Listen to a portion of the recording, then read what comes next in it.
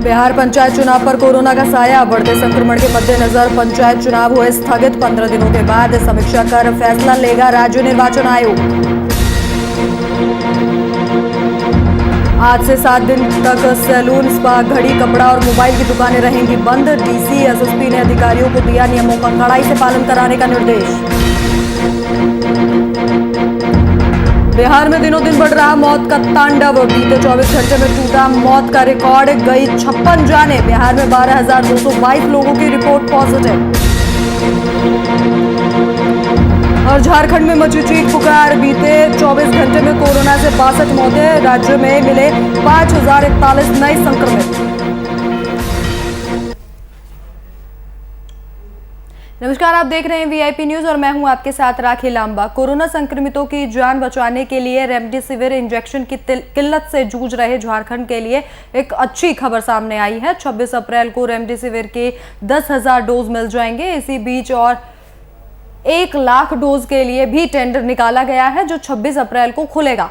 इसके साथ 1-2 दिन के बाद और डोज भी मिलने लगेंगे। इसी से कोरोना से लड़ने में काफी सहूलियत होगी। गौरतलब है कि झारखंड के अस्पतालों में रेमडेसिविर इंजेक्शन की भारी किल्लत है। अब तक राज्य में करीब 10,000 डोज ही मिले हैं। हाल ही में सीएम हेमंत सोरेन ने केंद्रीय मंत्री को चिट्ठी लिखी थी और बांग्लादेश से आयात की अनुमति मांगी थी।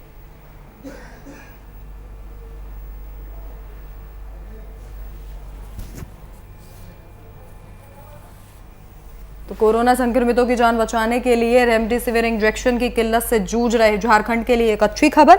26 अप्रैल को रेमडेसिविर की 10,000 डोज मिल जाएंगी। और लगातार देखा जा रहा था कि झारखंड में जो वैक्सीन है उसकी किल्लत है। लगातार केंद्र सरकार से वैक्सीन मांगी जा रही थी और इसी कड़ी में राज्य को करीब 10,000 डोज मिले हैं। हाल ही में हेमंत सोरेन ने केंद्रीय मंत्री को चिट्ठी लिखी थी और बांग्लादेश से आयात की अनुमति मांगी थी। तो लगातार वैक्सीन को लेकर झारखंड में किल्लत देखी जा रही थी और अब झारखंड वासियों के लिए एक अच्छी खबर है कि अब 10,000 डोज झारखंड को मिलेंगे रेमडेसिविर वैक्सीन के। इसी बीच 1 लाख डोज भी टेंडर उनके लिए निकाला गया है, जो 26 अप्रैल को खुलेगा। इसके 1-2 दिन के बाद और भी डोज मिलने लगेंगे। इससे कोरोना से लड़ने में काफी सहूलियत झारखंड को मिल जाएगी। लगातार केंद्र से जो वैक्सीन है उसकी मांग की जा रही थी, क्योंकि पूरे झारखंड में वैक्सीन की भारी किल्लत थी। लगातार हेमंत सोरेन के द्वारा केंद्र सरकार से अपील की जा रही थी कि रांची को, पूरे झारखंड को जो वैक्सीन है उसकी डोज दी जाए। तो इसी कड़ी में अब झारखंड वासियों के लिए एक अच्छी खबर।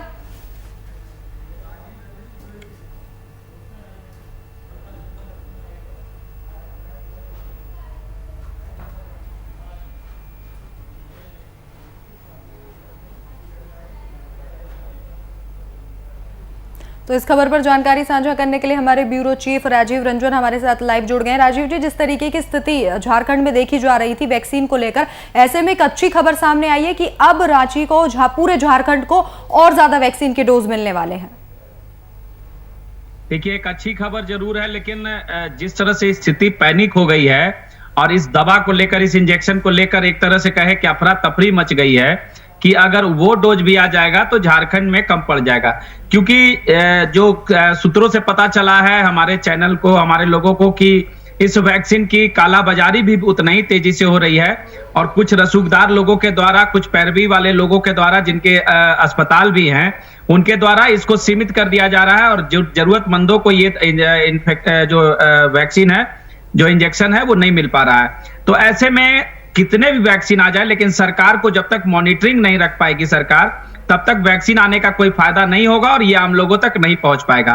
तो सबसे पहले जरूरत यह है कि जितनी भी वैक्सीन आए उनको एक पूरे अस्पताल की जो नोडल अफसर बनाए गए उनके माध्यम से देख लिया जाए कि कौन मरीज सबसे ज्यादा सीरियस है और किनको इस वैक्सीन की सबसे पहले जरूरत है, उस मरीज को दिया जाए और उसके बाद ही उसको अन्य जगह पे स्टोर किया जाए या डिस्ट्रीब्यूट किया जाए। तो सरकार को सबसे ज्यादा मॉनिटरिंग रखने की जरूरत है, तभी कितने भी वैक्सीन आए उसका फायदा मिल पाएगा झारखंड के लोगों को। जी बिल्कुल जी। राजीव जी, जिस तरीके से ये सुना जा रहा था सरकार के द्वारा, हेमंत सोरेन सरकार के द्वारा ये कहा जा रहा था कि केंद्र और सरकार को लेकर हमेशा से वैक्सीन को लेकर टकराव रहा है। ऐसी स्थिति में अगर केंद्र के द्वारा ये वैक्सीन भिजवाई जा रही है तो कहीं ना कहीं सरकार की मदद केंद्र सरकार के द्वारा की जा रही है। देखिए, वैक्सीन झारखंड में बनता नहीं है, यह बात सबसे पहले स्पष्ट है। जो भी मदद आ रहा है वो केंद्र सरकार की तरफ से ही आ रहा है। ये भले ही आरोप लगते रहा है कि भेदभाव होते रहा है, कि ये आरोप हमेशा से लगते रहा है कि जहां 10,000 वैक्सीन की जरूरत है वहां 5,000 वैक्सीन दिया जा रहा है, जहां 10,000 किट की जरूरत है वहां 5,000 किट दिया जा रहा है। ये आरोप अलग है। अब जब वैक्सीन आने की बात हुई है तो राजनीति तो खैर हर मामले में हो रही है और इस मामले में भी होगी, और लगातार देखेंगे भी राज्य सरकार और केंद्र सरकार के बीच खींचतान जारी है इस मामले को लेकर। लेकिन जब केंद्र सरकार ने वैक्सीन देने की बात की है तो राज्य सरकार की जिम्मेवारी है कि वो वैक्सीन कितने अच्छे से डिस्ट्रीब्यूट हो, कितने जरूरतमंदों को मिले, ये सुनिश्चित करना जरूरी है। और नहीं तो केंद्र सरकार कितना भी वैक्सीन भेजे, राज्य सरकार अगर उसका अच्छे से उपयोग नहीं कर पाएगी तो फिर ये तमाम जो बातें हो रही है वो बेमानी है। अभी जो आरोप है और जैसी खबरें आ रही है सूत्रों से कि कुछ सीमित अस्पतालों में वैक्सीन की डोज ज्यादा रख दी जा रही है और उनको ज्यादा दिया जा रहा है, जबकि उतने मरीज को का इलाज भी वहां नहीं हो रहा है। तो ऐसे में सरकार को यह जांच करने की जरूरत है और यह सुनिश्चित करने की जरूरत है कि वैक्सीन की डोज की सबसे ज्यादा जहां जरूरत है वहीं वैक्सीन की डोज पहुंच सके। जी बिल्कुल राजीव जी, जिस तरीके से आपने बताया कि वैक्सीन की कालाबाजारी की जा रही है, ठीक उसी तरह पूरे झारखंड में ऑक्सीजन की भी कालाबाजारी की जा रही है। तो सिर्फ वैक्सीन लाने से कुछ नहीं होगा, सरकार को नियंत्रण करना होगा ये जो कालाबाजारी कर रहे हैं उन लोगों पर। और इसी के साथ एक ये भी मुद्दा है कि लोग इतने पैनिक हो जा रहे हैं कि वो पहले ही दवाइयों को अपने पास ले रहे हैं, जिसकी वजह से जो जरूरतमंद लोग हैं उन तक दवाइयां नहीं पहुंच पा रही है। तो कहीं ना कहीं सरकार को इस पर नियंत्रण करने की भी जरूरत है। ये बिल्कुल जरूरत है। आप देखेंगे सिर्फ ऑक्सीजन की बात नहीं करें, आप इंजेक्शन की बात नहीं करें, आप नॉर्मल अगर पैरासीटामोल आप कोई दवाई दुकान में लेने जाएंगे तो आपको 5 दुकान घूमना होगा। ऑक्सीजन मास्क जो होता है वो आपको बाजार से आउट ऑफ स्टॉक हो गया है। तो तमाम चीजों की कालाबाजारी हो रही है, आपदा में अवसर ढूंढा जा रहा है कुछ लोगों के द्वारा, और जिसका परिणाम ये हो रहा है कि आम लोग जिनको जरूरत है उनको संसाधन नहीं मिल पा रहे हैं। और सबसे बड़ी बात यह है कि इतना ज्यादा डरा दिया जा रहा है लोगों को। विभिन्न कई आप मीडिया संस्थान देखेंगे जो इस कुकृत्य में शामिल है, कितना ज्यादा लोगों को लाशें दिखाकर हॉस्पिटल में जगह नहीं है, स्थिति बहुत दयनीय है, ये दिखाकर डरा दिया जा रहा है कि लोग काफी डरे हुए हैं, सहमे हुए हैं। और उसका परिणाम यह हो रहा है कि उनको अगर हल्की सी खांसी भी हो रही है तो वो तमाम तरह के उपाय करने लग जा रहे हैं, कैसे ऑक्सीजन उनको मिल जाए, कैसे वो हॉस्पिटल में भर्ती हो जाए। जबकि आप आंकड़ा देखेंगे कि 98%, 99% जो मरीज है कोरोना के वो घरों पे रह के ही होम आइसोलेशन में ही ठीक हो जा रहे हैं। उसके बावजूद भी लगातार जिस तरह से खबरें दिखाई जा रही है, शमशान घाटों की तस्वीरें दिखाई जा रही है, तो स्थिति काफी विकराल होते जा रही है और लोग डरे जा रहे हैं। तो सबसे पहले जरूरत है कि इस डर को समाप्त किया जाए, सकारात्मक चीजें दिखाई जाए, कितने लोग पॉजिटिव थे और वो ठीक हो चुके हैं ये लोगों को बताया जाए। उसके बाद ही इस तरह की स्थिति से बाहर निकला जाएगा और कोरोना से भी मुक्ति मिल पाएगी। जी राजीव जी, आपके पास लौटूंगी, आप हमारे साथ बने रहिए। इसी बीच हमारे ब्यूरो चीफ हजारीबाग से आशीष सिन्हा हमारे साथ जुड़ गए हैं। आशीष जी, जिस तरीके की स्थिति है, क्योंकि पूरे झारखंड में वैक्सीन की भारी किल्लत देखी जा रही है, ऐसे में अच्छी खबर भी सामने आई है लेकिन कहीं ना कहीं आपाधापी हो जाएगी लोगों में इस वैक्सीन को पाने के लिए, तो उस पर नियंत्रण करने के लिए भी प्रशासन को कड़े कदम उठाने होंगे। हाँ जी, बताना चाहूंगा कि जाहिर सी बात है कि जो स्थिति अभी बनी हुई है पूरे झारखंड की, ऐसे में अगर हजारीबाग में लोग बात करें तो यहाँ की स्थिति भयावह है। परंतु जिला प्रशासन इस पूरे मामले में एक्टिव है, स्वास्थ्य महकमा जो है पूरा मामले में पूरा एक्टिव है। राहत जो दवाई की जो कालाबाजारी की बात सामने आ रही है, तो अभी तक हजारीबाग की अगर बात करें तो हजारीबाग में कहीं भी इस तरह की कोई सूचना नहीं है, क्योंकि हजारीबाग के जो उपायुक्त है आदित्य कुमार आनंद खुद इस पर नजर बनाए गए हैं और प्रत्येक दिन उनको मेडिकल कॉलेज आते हैं, लोगों से मिलते हैं, लोगों से बात करते हैं क्या परेशानियां हो रही है। और अभी की अगर हम लोग बात करें तो अभी 45 ऊपर जो वर्ष के जो लोग हैं उनका वैक्सीनेशन एकदम कंटिन्यू तौर पर जारी है। और हजारीबाग के कई अगर प्रखंड लेवल में बात करें तो 7-8 प्रखंडों को चिन्हित किया गया है, जहां से दूसरे प्रखंड के लोग भी नजदीक पड़ते हैं, वहां भी वैक्सीनेशन का व्यवस्था किया गया है। साथ ही जो RT-PCR की जांच हो रही है, जो कोरोना का सिम्टम जिसमें पाया जा रहा है, तो वैसे लोग के लिए भी जगह जगह नगर निगम क्षेत्र में या हो प्रखंड लेवल पर हो तो उन जगहों पर भी है जांच शिविर लगाया जा रहा है, ताकि लोग में जो स्थिति पैदा हुई है कोरोना को लेकर उससे वो बचे।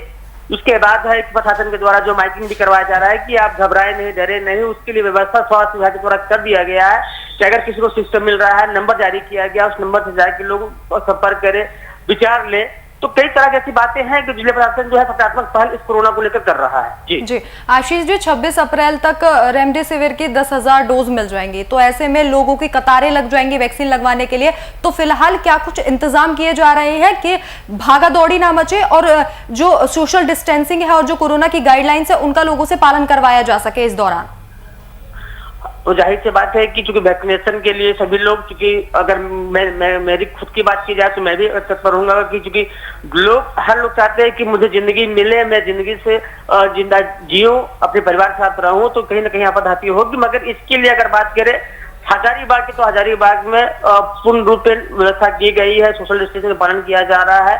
वहीं जिला प्रशासन भी इसमें पूरी तरह से एक्टिव है, हजारीबाग के पुलिस अधीक्षक भी पूरी एक्टिव है और लगातार लोगों को जागरूक भी कर रहे हैं। और अगर हम लोग, क्योंकि मैंने पहले ही बताया था कि वैक्सीनेशन को लेकर कई जगह कैंप लगाए गए हैं जहां पर लोग जा रहे हैं, वैक्सीनेशन ले रहे हैं, तो जाहिर सी बात है कि इस पूरे मामले पर जिला प्रशासन एक्टिव है और अगर समय आएगा तो उसमें फिर देखा जाएगा क्या स्थिति बन पाती है। जी आशीष जी, तमाम जानकारी के लिए धन्यवाद आपका। और अब रुक करेंगे राजीव जी का। राजीव जी, जिस तरीके की स्थिति फिलहाल बनी हुई है झारखंड में, ऑक्सीजन की किल्लत है, दवाइयों की किल्लत है, बेड की किल्लत है, लेकिन कहीं ना कहीं राहत भरी खबर है कि 26 अप्रैल तक 10,000 डोज जो है वो मिल जाएंगे। इसी के साथ 1 मई से जो 18+ लोग हैं उनको भी डोज देनी होगी, तो तादाद बहुत ज्यादा होगी और जो वैक्सीन है वो बहुत कम मात्रा में उपलब्ध होगी, तो कहीं ना कहीं प्रशासन के लिए और सरकार के लिए एक चुनौती साबित होगी। देखिए, दोनों दो चीज है। रेमडेसिविर जो इंजेक्शन है वो कोरोना से जो संक्रमित हैं, जिनके लंग्स में संक्रमण पहुंच चुका है, उनके लिए आ रही है, ये दूसरी खबर है। दूसरी ओर आप देखें तो जो वैक्सीन देने की बात हो रही है 1 मई से, वो जो कोरोना की वैक्सीन है जो आई है, जो डोज लोगों को मिल रही थी, वो डोज अब 18 साल से ऊपर के लोगों को देना है, वो दूसरी चीज है। तो दोनों चीजों के लिए सरकार ने, केंद्र सरकार ने भी कहा है कि 10 लाख डोज फिर से उस वैक्सीन की भेज दी जाएगी जो आप कोरोना से लड़ने के लिए जो वैक्सीन तैयार की गई है। अब कोवैक्सीन है या फिर कोविशील्ड है, उसकी बात हो रही है। दूसरी तरफ अगर जो रेमडेसिविर इंजेक्शन है, ये कोरोना से पीड़ित वैसे लोगों को दी जानी है जिनका इन्फेक्शन लंग्स तक पहुंच चुका है, तो इसके आने से ये राहत ये होगी कि वैसे मरीज जो जिंदगी की जंग से लड़ रहे हैं उनको कुछ राहत होगी। हालांकि एक सर्वे ये भी आया है, ये चूंकि अपुष्ट खबर है इसलिए बहुत ज्यादा इस पे जोर नहीं देना चाहूंगा, लेकिन खबर आई है कि रेमडेसिविर इंजेक्शन भी इस बीमारी में और लंग्स के इन्फेक्शन को रोकने में बहुत कारगर नहीं है। लेकिन जब तक पूरी तरह से इस मामले पे कुछ प्रशासन के तरफ से रुख, स्वास्थ्य संगठन के तरफ से रुख स्पष्ट नहीं हो जाता है, तब तक इस पे बोलना जल्दीबाजी होगा। लेकिन ये भी खबर आ रही है, तो ऐसे में आम लोग सिर्फ और सिर्फ ये करें कि बहुत ज्यादा पैनिक ना हो, बहुत ज्यादा कोई चीज के लिए भागा भागी ना करे, बहुत ज्यादा कोई चीजों को स्टॉक करके ना रखे, क्योंकि अगर स्थिति खराब होती है तो फिर सबसे ज्यादा दिक्कत वैसे ही लोगों को होगी जो स्टॉक करने में विश्वास रख रहे हैं और जो दूसरे लोगों को सुविधा उपलब्ध नहीं होने दे रहे हैं। जी राजीव जी, वैक्सीन को लेकर लोगों के मन में ये सवाल है कि ये जो वैक्सीन है ये कोरोना के पहले रूप को देखते हुए बनाई गई है, जबकि ये जो दूसरा रूप है इसकी प्रकृति अलग है, इसके सिम्टम्स अलग हैं, तो लोगों के मन में ये सवाल है क्या ये वैक्सीन इस कोरोना के लिए भी कारगर साबित होगी?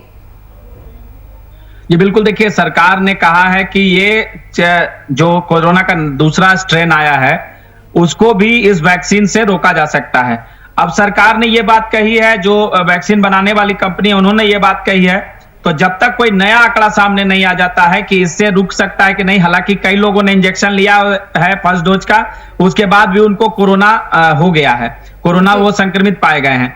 सरकार ने एक बात स्पष्ट कही है कि जो ये इंजेक्शन है इसका काम है इम्यूनिटी पावर को बढ़ाना, ये कोरोना को रोकने के लिए कोई इंजेक्शन नहीं है, बल्कि ये इम्यूनिटी पावर बढ़ाने के लिए इंजेक्शन है।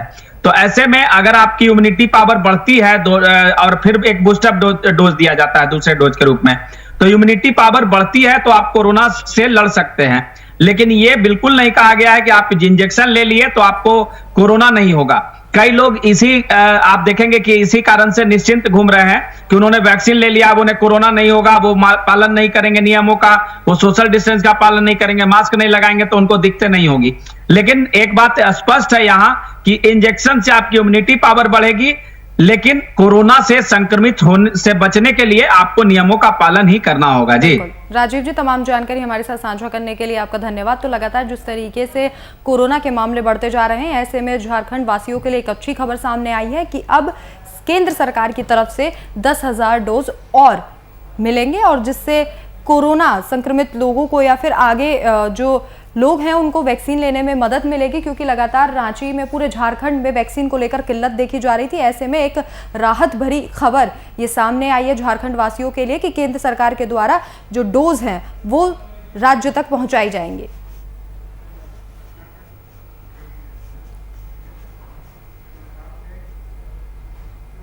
इसी बीच रुक करेंगे एक बड़ी खबर का जो सीधे पटना से आ रही है। तो पटना से इस वक्त की बड़ी और अहम खबर, जहां कोरोना के चलते पंचायत चुनाव को टाल दिया गया है। तो पटना से इस वक्त की बड़ी खबर, पंचायत चुनाव पर कोरोना का साया।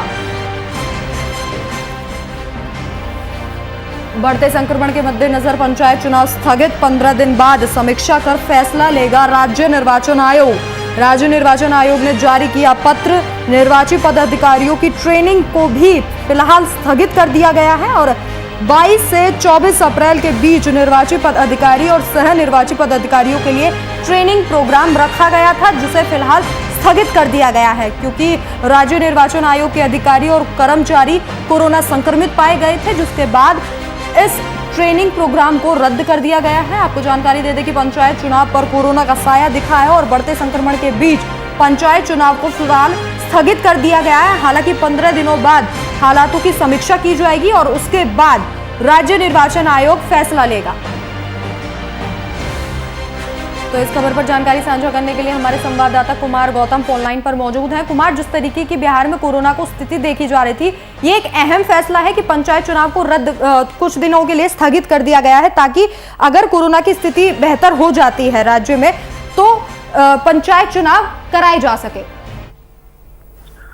देखिए, बिहार में वर्तमान जो स्थिति है, संक्रमण की सुनामी कह सकते हैं इसको। बिहार में 12,000 से अधिक और पटना में 3,000 के करीब नए मरीज आए हैं, जिसको देखते हुए राज्य में कोरोना के बढ़ते संक्रमण को देखते हुए पंचायत का जो चुनाव है वो टल गया है। पंचायत चुनाव की जो अधिसूचना है वो इसी महीने के अंत में जारी होनी थी, लेकिन कोरोना संक्रमण के कारण राज्य निर्वाचन आयोग ने इसे 15 दिनों के लिए टाल दिया है। आयोग ने साफ तौर पे कहा है कि पंचायत चुनाव की जो अधिसूचना है वो 15 दिनों की परिस्थितियों की समीक्षा के बाद ये निर्णय लेगी कि क्या करना है। आयोग ने अपने कार्यालय सहित विभागों के और अन्य जो इसकी जो रीजनल ऑफिसर्स हैं बिहार के अंदर, के पदाधिकारियों और कर्मियों के कोरोना से संक्रमित होने के कारण यह डिसीजन लिया गया है। आपको ये भी बता दें कि राज्य में पंचायत चुनाव में पहले से ही 2 महीने का लेट हो चुका है, विलंब हो चुका है। पंचायत चुनाव की जो अधिसूचना को टालने से संबंधित एक चिट्ठी जो लेटर जारी की गई है वो राज्य निर्वाचन आयोग ने बुधवार को यानी कि कल जारी की थी। राज्य निर्वाचन आयोग ने अपनी चिट्ठी में साफ किया है कि पंचायत चुनाव 2021 के लिए राज्य निर्वाचन आयोग द्वारा अप्रैल महीने के अंत में अधिसूचना प्रस्ताव भेजने की कार्रवाई चल रही थी। ऐसे में जो बिहार में पंचायत चुनाव की अधिसूचना को लेकर जो राज्य निर्वाचन आयोग द्वारा टाले जाने के साथ सबसे बड़ी बात है कि अफसरों की जो ट्रेनिंग थी वो भी टाल दी गई है। यानी कि अब पहले ट्रेनिंग होगी 15 दिनों के बाद, पहले तो निर्णय होगा, समीक्षा होगी, उसके बाद उसकी ट्रेनिंग होगी। कहने का मतलब ये है कि अब पंचायत चुनाव पर एक बार फिर ग्रहण लग गया है। पहले ईवीएम को लेकर के, बैलेट को लेकर के हुआ, और अब जब ये मामला कोर्ट पहुंचा और कोर्ट ने जब निर्णय दिया कि पंचायत चुनाव को ईवीएम के जरिए कराने की बात होगी, तो अब कोरोना की सुनामी और संक्रमण की वजह से अब ये टल गया है। और कुल मिला के कह सकते हैं कि आयोग के इस निर्णय के बाद यह माना जा रहा है कि बिहार में अगर कोरोना की स्थिति अगले 15 दिनों में नहीं सुधरी तो पंचायत का चुनाव और आगे भी चल सकता है। मतलब अभी सिर्फ 15 दिनों का एक्सटेंशन है, लेकिन 15 दिनों के अंदर हालात अभी सुधरने वाले नहीं है। ऐसे में कयास ये भी लगाए जा रहे हैं कि ये आगे भी कंटिन्यू जारी रह सकता है, यानी कि समय पर चुनाव होने की कोई संभावना नजर नहीं आ रही है। और पंचायतों के संचालन के लिए राज्य सरकार को कानून में संशोधन अब करना पड़ सकता है। तो इस वक्त की बड़ी खबर यही है कि निर्वाचन आयोग ने चुनाव अभी नहीं, हालात को देखकर निर्णय लेगी निर्वाचन आयोग। कुमार, ये फैसला काफी अहम है क्योंकि जिन जिन राज्यों में चुनाव थे वहां पर कोरोना का संक्रमण तेजी से बढ़ा है, और ऐसे में बिहार में सबसे पहले कोरोना काल में चुनाव हुए थे, जिनको लेकर लगातार विपक्ष निशाना साध रहा था। तो ऐसे में सरकार ने अपनी छवि सुधारने के लिए भी ये फैसला एक सही फैसला हो सकता है, क्योंकि अगर चुनाव होते तो हो सकता है कि कोरोना के और मामले सामने आते। देखिए राखी, जो निर्वाचन आयोग होता है वो ये डिसीजन लेता है कि चुनाव कब कराना है। इसमें राज्य सरकार का कोई लेना देना नहीं होता है। और जिस चुनाव की बात आप कर रही हैं जो कोरोना काल में हुए हैं, वो बिहार के जो पिछले 5 साल के कार्यकाल थे वो खत्म हो गए थे। और सही वक्त पे चुनाव कराना ये चुनाव निर्वाचन आयोग की जिम्मेवारी और जिम्मेदारी होती है। लिहाजा उन्होंने राज्य निर्वाचन आयोग, केंद्रीय निर्वाचन आयोग ने निर्णय लिया कि बिहार में चुनाव हो सकते हैं और कोरोना की परिस्थितियों को देखते हुए चुनाव कराए गए और चुनाव के जो नतीजे आए वो भी सामने आ गए। लेकिन इस वक्त के जो हालात है, अभी देखिए केंद्रीय चुनाव आयोग पश्चिम बंगाल में चुनाव करा रही है, वहाँ किसी भी चीज का निर्णय नहीं लिया गया। तो ये अधिकार कुमार, आपको रोकना चाहूंगी। हमारे साथ हमारे वरिष्ठ संपादक मधुशील जी जुड़ गए हैं। मधु जी, जिस तरीके से बिहार में कोरोना के हालात हैं उसके मद्देनजर पंचायत चुनाव को फिलहाल टाल दिया गया है, एक अच्छा फैसला है, क्योंकि जिन राज्यों में पहले चुनाव हुए हैं वहां पर कोरोना का आंकड़ा बेहद डराने और चौंकाने वाला सामने आया है। देखिए राखी, जिस तरह से कल चुनाव आयोग के अधिकारियों ने ये फैसला किया है और 15 दिन के बाद फिर समीक्षा बैठक करेंगे, क्योंकि राज्य में जो कोरोना संक्रमित मरीजों की संख्या लगातार बढ़ती जा रही है। 12,000 से ज्यादा संक्रमित कल पूरे बिहार में आए। तो ये एक मतलब लोगों को हतप्रभ करने वाली, लोगों को डराने वाली संख्या जो बढ़ती चली जा रही है जी। और आपको मालूम है कि कोई भी चुनाव होता है, चाहे वो विधानसभा का चुनाव हो, लोकसभा का चुनाव हो या पंचायत का त्रिस्तरीय जो चुनाव होता है, उसमें लोगों की भागीदारी ग्रामीण स्तर तक होती है, गांव स्तर तक होती है पंचायत चुनाव में। तो जिस तरह से शहरी क्षेत्र से लेकर के ग्रामीण क्षेत्र तक प्रभावित हुआ है और कोविड-19 से लोग संक्रमित हुए हैं, उसको देख करके उसके मद्देनजर जो चुनाव आयोग ने, जो राज्य निर्वाचन जो आयोग है उसने जो फैसला लिया है उसको सराहनीय इसलिए माना जा सकता है कि उसको इस बात की जरूर चिंता रही कि चुनावी जब प्रक्रिया शुरू होगी, लोग चुनाव प्रचार के दौरान, नॉमिनेशन के दौरान जब भीड़ इकट्ठा होगी तो लोग संक्रमितों की संख्या बढ़ सकती है। अभी राज्य की स्थिति यह है कि किसी भी अस्पताल में ना बेड है, ना वेंटिलेटर मुहैया है, नहीं आईसीयू। लोग जो पेशेंट जा रहे हैं उनको वापस लौटना पड़ रहा है या खुद के घर पे ही आइसोलेट होकर के या क्वारंटाइन होकर के अपना इलाज करना पड़ रहा है। ऑक्सीजन की भारी किल्लत है। तमाम विषम परिस्थितियों में इस फैसले को लिया गया है और समझा ये जाता है कि 15 दिन के बाद अगर ये हालात नियंत्रण में नहीं आए और भी बेकाबू होते चले गए या स्थितियां ज्यों की त्यों बनी रही तो पंचायत चुनाव को लंबे समय तक के लिए या स्थिति सामान्य होने तक के लिए टाला जा सकता है। जी जी मधुर जी, जिस तरीके से 15 दिनों के बाद फिर से समीक्षा की जाएगी, अगर कोरोना के जो हालात है, जो मामले हैं वो कम होते हैं या फिर स्थिति को कंट्रोल किया जा सकता है, तो क्या लगता है आपको कि पंचायत चुनाव कराना सही रहेगा इस माहौल में? बिल्कुल राखी, अगर ये हालात बने रहे और सामान्य स्थितियां नहीं बनी और ऐसे में अगर चुनाव होता है तो वो राज्यवासियों के हित के लिए अच्छा नहीं माना जाएगा और जो संक्रमितों की संख्या और भी बढ़ सकती है। लेकिन आयोग ने, अगर निर्वाचन आयोग के पदाधिकारियों ने यह फैसला लिया है, राज्य निर्वाचन आयोग के अधिकारियों ने तो इन स्थितियों का आकलन करने के बाद ही इसको टालने का प्रयास किया है और वो समझते हैं भली भांति इस चीज को, क्योंकि आपने देखा होगा कि जिस तरह से पड़ोसी राज्य बंगाल में या 4 अन्य राज्यों में जो जहाँ चुनाव चल रहे हैं विधानसभा के 6ठे चरण का जो वोटिंग हो रहा है पश्चिम बंगाल में, वहां भी कई राजनेता और कई पार्टी के कार्यकर्ताओं सहित आम जन भी कोरोना संक्रमित होने लगे हैं। वहां से भी खबरें आने लगी हैं। तो इन तमाम चीजों से नसीहत लेते हुए राज्य निर्वाचन आयोग ने जो फैसला लिया है वो उस फैसले को देखते हुए ये समझा जा सकता है कि उनकी मंशा क्या है। अगर राज्य में यही हालात बने रहे, संक्रमितों की संख्या बढ़ती रही, तो पंचायत चुनाव को लंबे समय तक वो टालेंगे। 15 दिन के बाद जब वो समीक्षा बैठक करेंगे, अगर यही स्थिति जो आज मौजूदा स्थिति बनी हुई है कि 10,000 12,000 से ऊपर संक्रमित निकल रहे हैं और ये संख्या बनी रही या कोविड का ये प्रकोप बना रहा, चाहे 5,000 क्यों नहीं पेशेंट निकले, तो ऐसी स्थिति में पंचायत चुनाव कराया जाना राज्यवासियों के हित के लिए ठीक नहीं होगा। तो जब तक सामान्य हालात नहीं बन जाएंगे, ये माना जा रहा है और ये बात पक्की भी है कि अगर यही स्थिति रही तो 15 दिन के बाद जब आयोग के पदाधिकारी बैठक करेंगे तमाम जिलाधिकारी जो 38 जिले हैं बिहार में, 38 जिलों के जिलाधिकारियों से मंतव्य लेंगे। जो अनुमंडल के पदाधिकारी हैं, एसडीएम, उनसे मंतव्य मांगा गया है।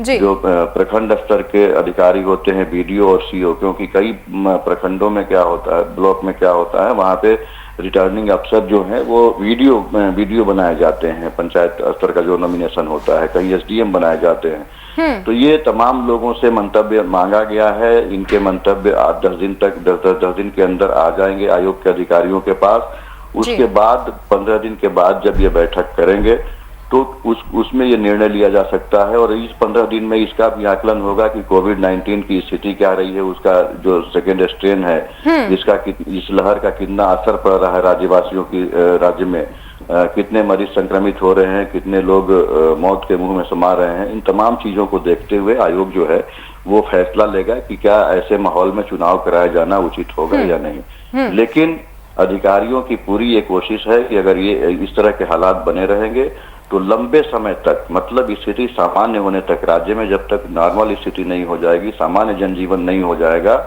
तब तक चुनाव को टाला जा सकता है। राखी, तमाम जानकारी के लिए आपका धन्यवाद। और इसी के साथ बिहार से हमारे साथ कुमार गौतम जुड़े थे, उनका भी बहुत बहुत शुक्रिया।